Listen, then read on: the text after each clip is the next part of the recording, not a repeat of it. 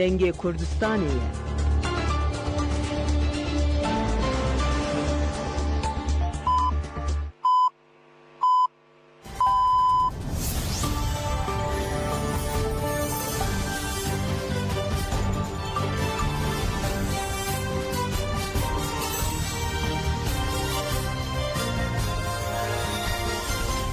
Jinavenda Nûçeyana Radyo Denge gelden başkodarên hêja îro dehê Cotmehê 2024 pênşemê Brukselê saat 13 li Amedê 14. Em ê nûçeyana ve rojê pêşkeş bikin lê pêşî çend sernûçe.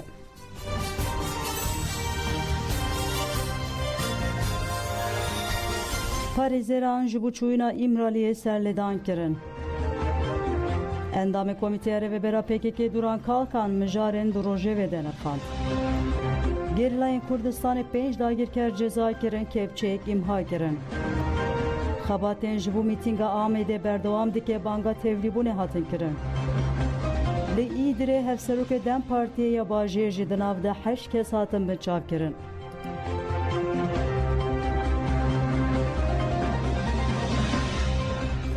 Dubare dem başkodarên hêja em dest bi berfirehîya nûçeyên xwe dikin. Parêzeran ji bo çûyîna İmraliyê serlêdan kirin. Parêzerên Rêber Abdullah Öcalan ji bo hevdîtinê carekê din serlêdan kirin. Serlêdan ji aliyê parêzerên Büroya Hukukaya Sed salê Rêzan Sarıca, Raziye Öztürk, Faik Özgür Erol û Mazlum Diçve hatiye kirin. Parêzeran serli ser dozgeriya Komereya Bursayê û Müdüriyeta Girtîka İmraliyê dan û di heman demê de xwestin müwekkilên xwe yên din ên İmraliyê Ömer Hayri Konar, Hamîdî Yıldırım û Veysi Aktay bibînin. Ji 25 Adara 2021 ver ve bi tawayê agahî ji Rêber Abdullah Öcalan nayê wergirtin.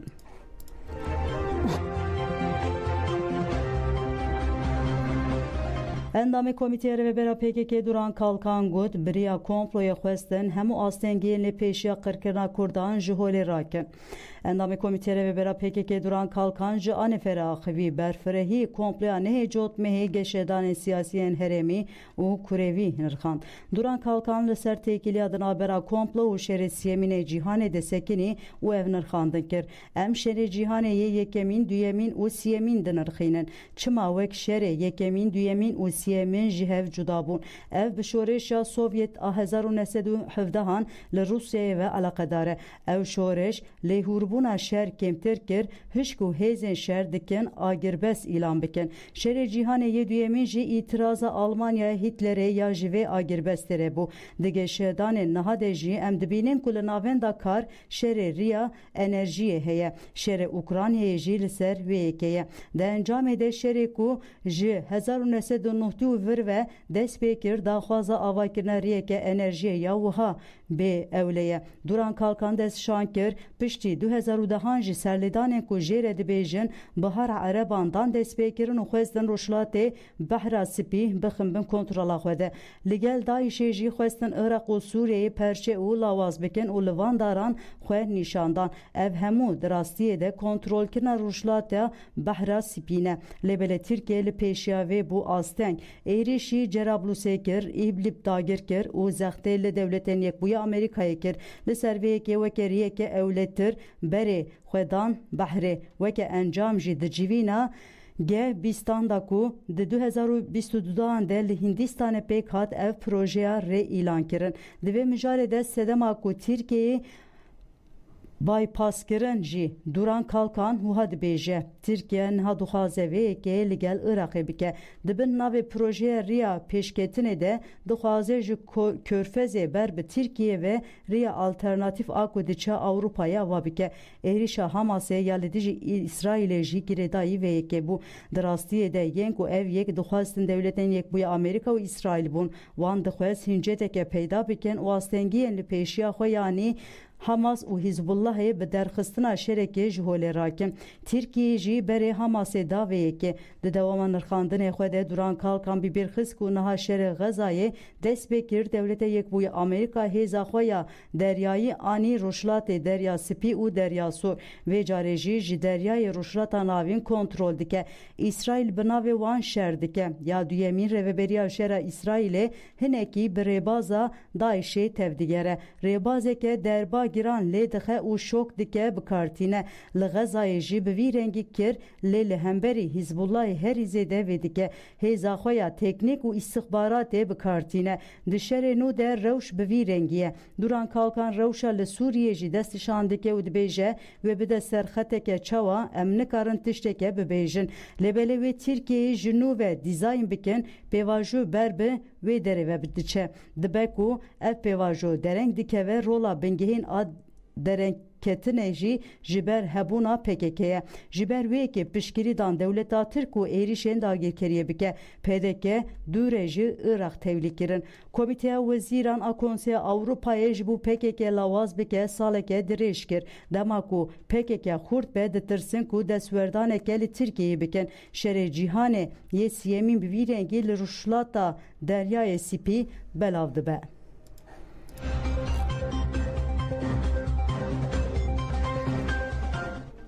HPG 5 dagirkeratın cezakirin kepçeyeke hate imha kirin navenda ragandun çepemeniya HPG tekildarî çalakên gerîla û êrişên dagirkeriyê daxuyaniyek da li herema şehîd Delîl a Rojavayê Zapê. Heştê cotmehê li qada berxwedana ya girê cudî bi çekên giran li dagirkeran hat xistin çalakê ji aliyê hêzên ji astarê ve hatiye kirin. Di heman rojê de li qada berxwedana ya girê biharê bi sekvaniyê li dagirkeran hate xistin dagirkerek hate ceza kirin. Heştê cotmehê de li qada berxwedana ya girê Baharê bi sekvaniyê li dagirkeran hate xistin dagirkerek hate ceza kirin. Heştê cotmehê li qada berxwedana ya girê biharê bi çekên giran li kepçeke dagirkeran hate xistin ku ji bo armanca leşkerî rê çêdikirin dercama vê çalakê de kepçeyek imha bû. Nehê cotmehê de li qada berxwedana ya girê biharê bi sekvaniyê li dagirkeran hate xistin dencama çalakê de du dagirkeratin ceza kirin.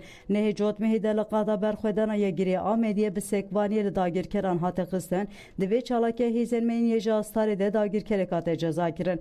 Li herema Xakurkê nehê cotmehê de li girê şehîd Hemîn bi çekên giran li dagirkeran hate xistin çalakê ji aliyê hêzên ji astarê ve hatiye kirin. Êrişên artêşa dewleta Tirk a dagirker ên bi teqemeniyên qedexekirî jî wiha ye. Heştê cotmehê li herema şehîd Delîl a Rojavayê Zapê tünelên li qada berxwedana ya girê FM careke bi teqemeniyên qedexekirî hatiye bombebaran kirin.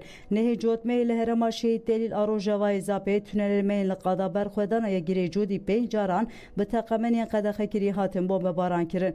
Êrişên artêşa dewleta Tirk a dagirker jî wiha ye. Nehu heşt û nehê cotmehê li herema Xakurkê qadên berxwedanê yên Berbizinê, Sinînê, Şehîd Şerîf sê caran li herema Garê qadên Siyanê, Deşta Kafyayê sê caran li herema Metinayê qada berxwedana ya Serê Metina du caran li herema Şehîd Delîl a Rojavayê Zapê qadên berxwedanê yên girê cudî, girê Bihar, girê Amediyê 6 caran li herema Qandîlê qada bê palan careke bi giştî 15 caran bi balafirên şer hatin bombebaran kirin. Heşt û nehê cotmehê li herema Xakurkê qadên berxwedanê yên girê Şikeft, Şehîd Şerîf û sê caran li herema Metinayê qada berxwedanê ya Serê Metinayê sê caran li herema Şehîd Delîl a Rojavayê Zapê qada berxwedanê ya girê Bihar 6 caran bi giştî 12 caran bi helîkopterên êrişê hatiye bombebaran kirin.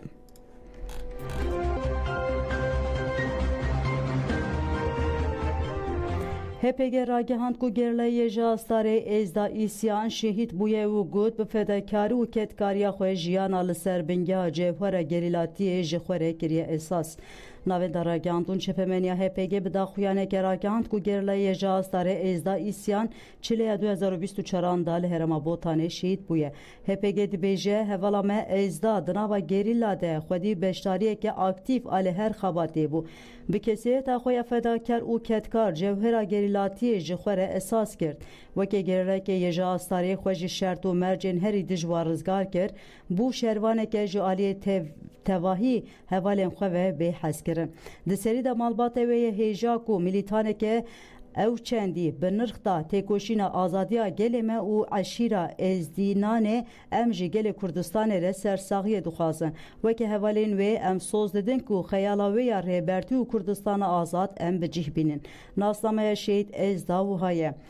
Gewrê Semo bi nasnav Êzda îsyan navê dayîk Behîce navê bav Şekîf li Wanê jî dayîk bûye çileya 2024 de li Botanê şehîd bû. HPG tekildarî şehîda têkoşîna azadiyê ezda îsyan van agahiyan dide. Li nav malbateke bi çanda xwe ve girêdayî ji dayîk dibe. Ji ber şewitandina gundan û gefa kuştinê malbata wî neçar dimîne salên nuhdî qoricîtiya dagirkeriya Dewleta Tirk ferz kiriye qebûl bike. Lê Paşê tevî tevahî zextan jî vê pergala qirêj berdide û xwe li nav têkoşîna azadiyê dibîne. Ew jî ji vê sekna malbata xwe bi bandor dibe û bi vê yekê re berê xwe zêdetir dide jiyana gerîla. Sala 2012 dixwaze bibe gerîlayek lê nagihe vê armanca xwe. Lê timî bi ısrarê û di firsenda pêşî de vê daxwaza xwe bicih dîne. Perwerdeya xwe ya pêşî li herêma Katojîrka ya Botanê digire. Di demekekên de xwe li nav xebatên pratikî dibîne û xwe gerîlatiyê de pêş dixe. 2017 bi komeke hevalên xwe re li Katojîrka Bersivê dide tevgerên êrişê yên dagirkeriya Dewleta Tirk. Du mehan li nav dorgirtina li artêşa Tirk di nava berfê de dimîne û piyên wê dişewtin. Bi hevalên xwe yên jin re berxwedaneke destanî dike. Hevalên wê nûdem û hêvî şehîd dibin û yên din tevî birîndariyê jî xwe digihînin hevalên xwe. Li vê darê, li vê derê ew pêşengî û rêzaniyê ji hevalên xwe re dike. Li herêmên parastinê yên medya beşdarî perwerdeyên îdeolojîk pisporiya leşkerî dibe. Demeke li nav xebatên fermandariya biryargeha navendiya Yêja Astarê de cih digire. Lê timî dixwaze dîsa biçe herêma Botanê û di vî warî de pêşniyara xwe dike. Ev miraza wê bi cih tê û carekê din li Botanê ve digere. Li vê derê bi tevahî hêza xwe heta şehadeta xwe jî têkoşînê dike.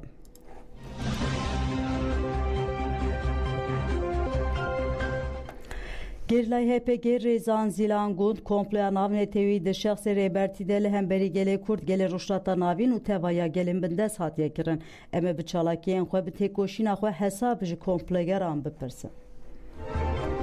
Di komploya navneteviya ku di nehê cotmehê de hemberî rêbertiya me hat pêşxistin bi kîn û nefretekî mezin em lanet dikin. Rêbertiya me ku di nehê cotmehê de de ku dolabên dewletên navnetevî ku di mecbûr me ku di Sûrî de were derxistin û heman demî de ev komploya ku hemberî rêbertiya me hat pêşxistin rêbertiya me ne tenê wek şexsekî nirxand wek civakekî wek gelekî nirxand vî pêvajiya ku komplo geran dabû pêşiya tevgera me û gelê me. Ev komploya ku hat pêşxistin jî wek me gotî yani heman demî hemberî civakê azadîxwaz û hemberî gelên cîhanê tevayê bû. Hemberî vî rewşê bi keleka gel ve meşandin qebûl kir xwe re esas kir û viya jî fêrê me kir. Em jî ser vî rêkê dimeşin komplogera viya hezm nekir. Dîzaynekî ku dixwastin ku bidin rojhilata navîn rêbertiya me dî jî bû û plana ku tasfiyekirine jî di vir de dest pê kiribû. Bersiva vî jî zaten di wan pêvajiya de jî hat dayîn. Çalekiyên ku heval zîlan dabû pêşiya wan çalekiyên ku kes nikare rojê me tarî bike. Bi van çalakiyan ve dijmin zaten bersiva xwe girtibû. Tenê tişta ku em niha dixwazin bi dest bixin azadiya fîzîkiya rêbera xwe ye. Em ê azadiya fîzîkiya rêbera xwe jî bi têkoşîna xwe bi gelê xwe bi hev re gel û gerîla bi hev re em ê hîn zêtir bilind bikin. Em ê rolê girîng bilêzin bi derpêdana dijmin ve bi meşê xwe ve bi qada ve bi mîtingê xwe ve em ê her şoplarê rêbera xwe bin û em ê hesab ji komplogeran bipirsin. Endamên delegasyona navnetewî Kurd ji ber naslameya xwe digirtîgê hedine. Meclisa Tendürsiya Kongre Demokratik Agelan HDK di şeşê cotmeyê de li ser girtiyên siyasî konxebata tendürsiya girtikan a navnetewî li darxist. Tevî şandeya navnetewî parêzerên Büroya Huquqa Yaset salê xizmên girtikan parêzvanên mafê mirovan û parlamenter beşdarî konxebatê bûn. Malbatên beşdarî konxebatê bûn derbarê kiryarên li girtîgehan agahî dan. Bi taybetî li ser têcîta li îmraliyê ku li hemû girtîgehan belav bûye rawastiyane. Di dawiya konxebatê de daxuyanek hevpar hat xwendin û wi hat gotin.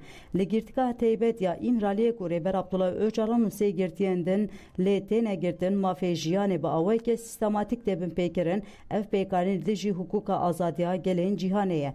Li aliyê din Dr. Lawrence Dinkinson Doktor Lukersin Vogonin û Doktor Henri Soliston yedi delegasyona navnetewî de cih girtin derbarê binpêkirina mafên ên li girtiyên Tirkiyeyê ji Ajansa Mezopotamyayê mare axivîn. Doktor Laurence Dinskomson got ku li girtîgehan bi zanebûn ceza li girtiyan têbirin astengiyên hevdîtina malbat û parêzeran da asta herî bilind ye.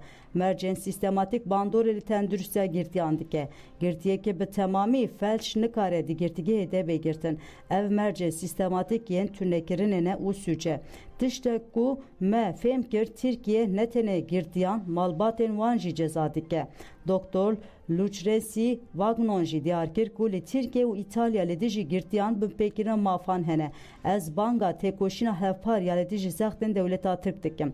Doktor Ana Reed Soliston jî got ku têkoşîna girtiyan û xizmên wan watedar e. Em ê li ser vê mijarê rawastin û di demeke nêz de bikevin nava li wî tevgerê de. Divê em rewşa li girtîgehên Tirkiyeyê ji raya giştiya cîhanê re bibêjin. Solisto got pirsgirêkên li girtîgehên Tirkiye cîtîne û bingeha hemû pirsgirêka û şerê taybet li Kurdan jî siyaseta li îmraliyê li dijî Rêber Abdullah Öcalan demeşandine.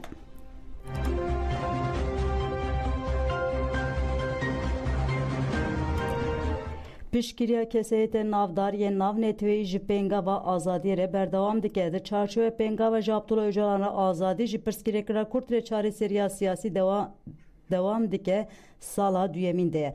Di nava salekê de bi dehan filozof, nivîskar, siyasetmedar, akademisyen, xeletgirên Nobelê piştgirî dan pêngavê û banga azadiya fîzîka Rêber Apo kirin. Filozofê navdar Slovis Zizek jî got ez heta dawiyê piştgiriya Öcalan dikim pêwîst e pêngaveke hîn bihêstir ya dilsoziyê ji bo azadiya Öcalan bidin destpêkirin. Öcalan ne tenê kesek e ew yek ji me ye lewma dema em ji bo azadiya wî ya fîzîkî têkoşînê dikin em ji bo xwe û ji bo mirovaniyê têkoşînê dikin. Profesör Norman Pakên jî got vê pêngavê careke din nîşan da ku Abdullah Öcalan sînorên Kurdistanê derbas kiriye û li dijî berjewendiyê siyasî yên dewletan tê parastin. Gerînendeyê navnetewê yê sendîkaya Unistî Union ya li Brîtanya Simon Dubin jî got ev pêngavê ji bo azadiya fîzîkî ya Rêber Abdullah Öcalan çareseriya pirsgirêka Kurd geleke girîng û dîrokî ye. Divê dawî li têjî te were anîn û Rêber Abdullah Öcalan were azad kirin. Şêst û neh xeletkirin Nobelê biriya nameyeke bank li ser komarê Tirkiye Recep Tayyip Erdoğan kirin ku bila Rêber Apo were berdan û biriya aştiyê pirsa Kurd were çareser kirin. Şêst û neh xeletkirin Nobelê têkildarê azadiya fîzîkî ya Rêber Apo name ji Komîteya Wezîran ya Konseya Avrupa, Dadgeha Mafê Mirovan ya Avrupa, Komîteya Pêşîgirtina İşkenceyê CPT û Komîteya Mafê Mirovan ya Netewên Yekbûyî re şandin û daxwaza lezgîn ya berdanavî kirin. Bi sedan parlamenter, siyasetmedar, parêzer, akademisyen, profesör û keseyetên navdar yên navnetewî jî piştgirî dan pêngava ji Abdullah Öcalan re azadî ji Kurdistanê re çareseriya siyasî.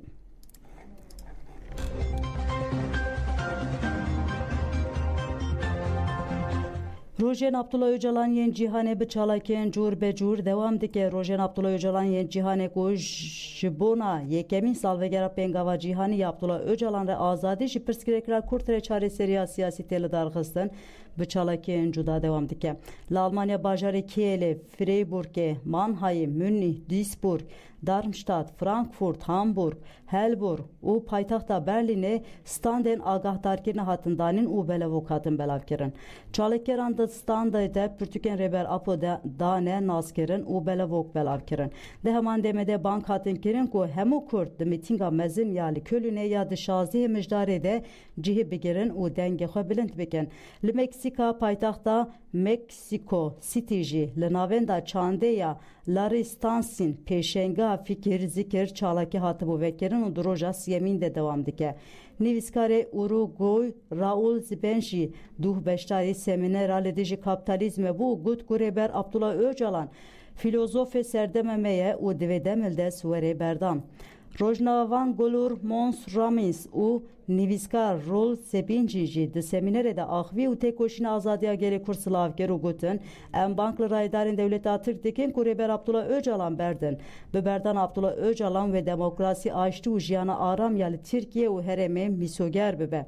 Li Swîserê bajarê Luzernê, St Gallen, Cinev û Arar û standên agahdar hatin danîn û belevok hatin belavkirin. Di standê de Pirtûkê rêber Apor jî hatin nasandin. Li Fransa bajarê Strasbourgê bi pêşengtiya komîna jinê ya Zîn li qada Kilêberê standa agahdar hate danîn. Di vekirina standê de berdevka komîna jinê ya Zîn Rojna Çewlik axivî û bank li raya giştiya Ewropa kir ku li dijî pergala îşkence û qirkirinê ya li îmraliyê dengê xwe bilind bikin. Li Swîsre Swêd paytexta Stockholmê jî ciwanan hemû kolanên bajar bi afîş û pankartên azadî ji Abdullah Öcalan re xemilandin. Li Kıbrısê bajarê Limassolê jî bi pêşengtiya Meclisa Gela Kurd a Kıbrısê meşû mîtîng hate pêkanîn. Beriya meşê li kolana herî Qarabalık ya Limassolê stand hatin vekirin û belevok hatin belavkirin. Meşa Girseyê heta bi pêşiya şaredariya Limassolê dewam kir û mîtîng hate kirin. Di mîtîngê de siyasetmedarê Kurd Lezgin Serhat axivî û bank li raya giştiya Kıbrısê kir ku li dijî tecîta li ser rêber Apo dijberiyek tund nîşan bidin.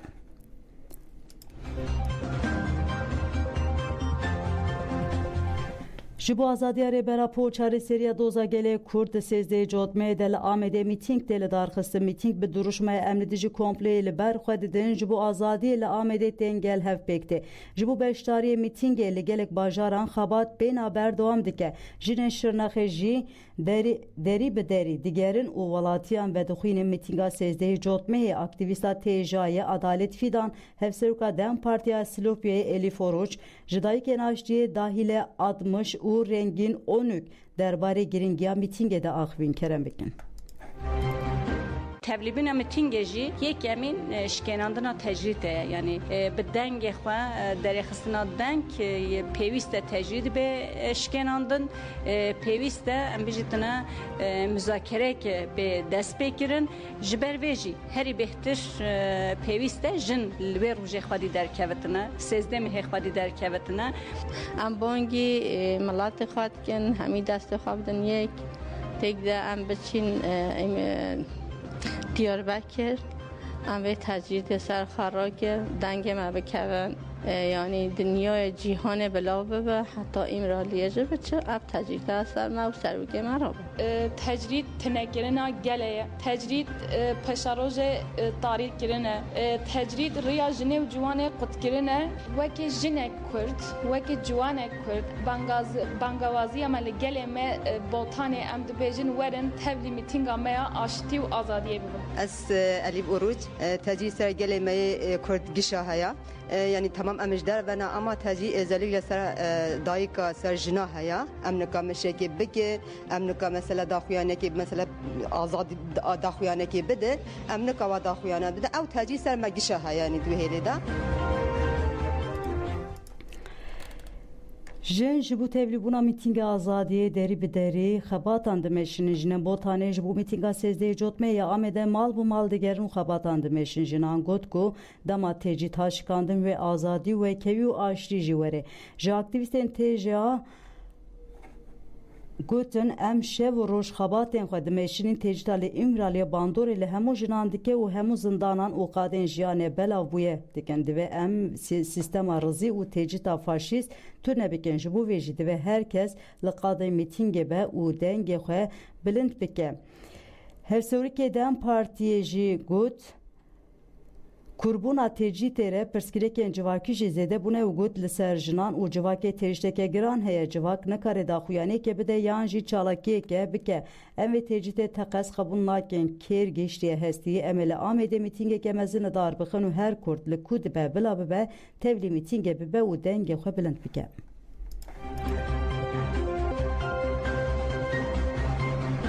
Rojnavan Serkan Demirel di nivîsa xwe ya îro de dibêje rêber Abdullah Öcalan li gel mercên giraniyên îşkencê û têcîtê bi fikrên xwe berxwedaneke fikrî li dijî komployê da dest pê kirin û serket. Rojnavan Serkan Demirel balê dikişine ser nerazîbûnên li qada nev neteweyî û dibêje pisporên hukûkê parêzvanên mafê mirovan rewşa li îmraliyê weke bêhukûkiyeke nehatiye dîtin penasê dikin. Dîsa ji saziyên peywendîdar li hemberî têcîtê bêdengin. 43 yemin ku bi tu away agahi ji Rêber Abdullah Öcalan û sê girtiyên dingên li cem wê nayê girtin li pêngava nav netewî ji Abdullah Öcalan re jî pirsgirêka Kurd re çareserî bandorek li raya giştî kir. Bi vî rengî fikir û felsefeyê Rêber Abdullah Öcalan hate fêmkirin û hate gotin ku ev têkoşerên azadî, demokrasî û heqetê ne. Rojnava Serkan Demir herî dawî dibêje Rêber Abdullah Öcalan biriya paradigmaya xwe destşan kir ku netewperestî ji bo azadiya gelan neçareserî nîne. Ev ji bo raya giştiya cîhanê bi taybetî ji bo komplogeran geleke girîng e. Ji bo vê jî xeletkirên Nobelê baroyên Awropa rewşenbîr siyasetmedarên cîhanê daxwaza azadiya Rêber Abdullah Öcalan dikin.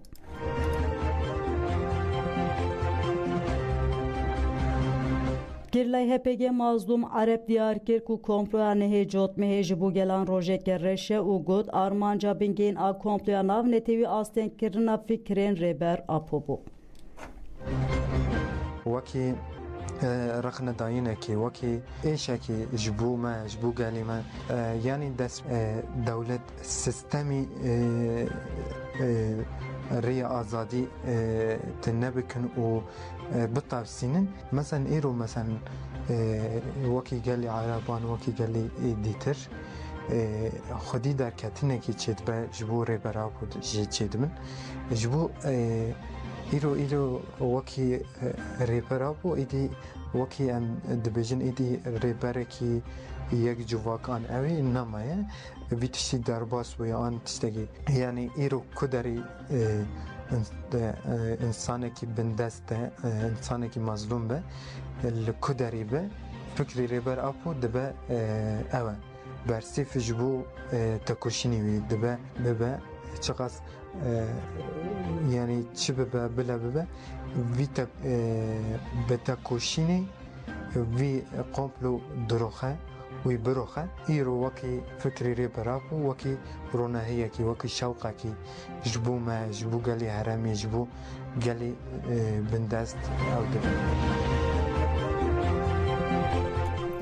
Kesên di komkujiya dehê cotmehê de li gara Ankarê şehîd bûne hatin bîranîn di dehê cotmeha 2015 de saat di dehan de çeteyên Daişê li gara Ankarê bu bombeyan êrişî mîtînga aştê kirin 3 kes şehîd kirin. Îro girsiya Qarabalık li gel malbatên şehîdan û kesên bi bîrîndarî ji êrişa bombeyê rizgar bûne li gara Ankarê kombûn û 3 şehîdên mîtînga aştiyê bi bîranîn.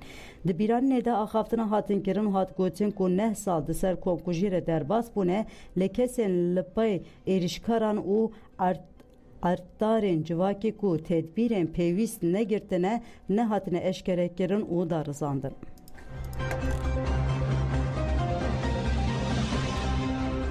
Li Îdirê Hevserokê Dem Partiyê Bajêr jî di nav de 8 kes hatin birçavkirin polisên Tirk serê sibê avêtin ser avaya Partiya Demokrasî û Wekevêya Gelan Dem Partiya Bajarê Îdirê. Polisên tîmên taybet di dema serdegirtinê de hemû riyên ber bi avaya partiyê ve girtin. Lêgerina li avahiyê bi saatên dewam kir di heman demê de avêtin sergelek malan. Di encama serdegirtinê de Hevserokê Dem Partiyê Bajêr Mehmet Selçuk jî di nav de 8 kes hatin birçavkirin.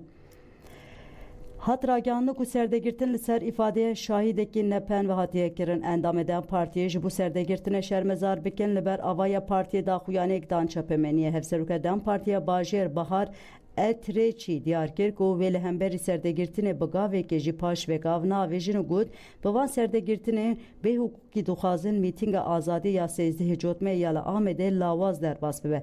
Bi zextan hûnê nikaribin me bitirsînin daxuyanî bi duruşma zex nikarin me bidawî bû.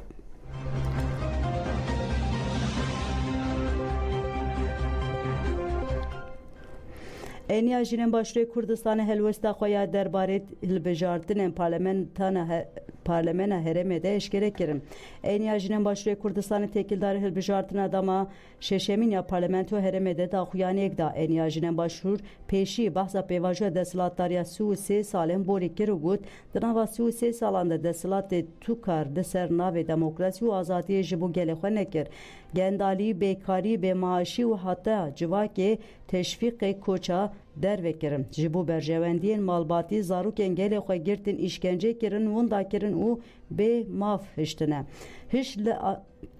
her tişli ki axa Kurdistanê pîroz radestî dagirkeran kirin. Îro ji heya qirika xwe ketina nava îxanetê de. Êniya jinên Başûrê Kurdistanê qala gerîngeha hilbijartinê jî dike û dibêje em di pêvajoyeke dîrokî û pir giran de derbas dibin. Desthilat û hêzên cîhanê carekê din dixwazin cîhanê parve bikin. Dîsa dixwazin Kurdistanê bikin mijara bazarê. Ji her demê zêdetir niha pêwîst e em xeta niştimanperwerî û azadiya hemû Kurdistanê esas bikirin. Ji bo ev desthilata xak firoş bin bikeve û tu desthilatên din cesaret neke pêwîst e herkes xwedî helwest be. Her dengeke ku li hemberî xıyanetê were bikaranîn weke ku darbeyeke li dagirkeran bide têdîtin. Bi vê zanebûnê pêwîst e serî de jin û tevaya gelê me di roja 20 Cotmehê de biherikin ser sindoqan. Bi dayîna dengê xwe xwedî li xaka Kurdistanê pîroz derbikeve.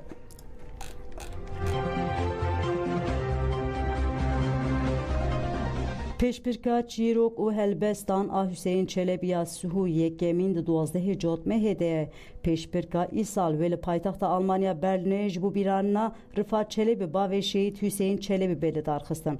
Rifat Çelebi ku par jiyana xwe ji dest da di nava salên du dirêj de tevkarî li têkoşîna azadiya gelê Kurd kir û têkiliyeke şoreşkerî bi kurê xwe re danîbû. Komîteya Amedekar têkildarî pêşbirkê amedekariyên xwe bidawî kirin. Kesên du jûriya pêşbirkê de cih dikirin evim. Di zimanê Tirkî de Meral Şimşek, Sevkan Kobane û Şükrü Yıldız û bi zaravayê Soranî Behrouz Bokhanî, bi zaravayê Kurmancî Ramazan Ölcan û Sîdar Jîr hene. Ji bo nirxandina Almanî jî Şeyda Kurt û Damon Talakhanî endamên jûriyê ne. Komîteya Amedekar têkildarî pêşbirkê daxuyanek da wiha got em projeyên cuda plan dikin ku nifşê ciwan teşwîkî wêjiyê bikin. Ev proje wê di dema festîvalê de bêne ragihandin.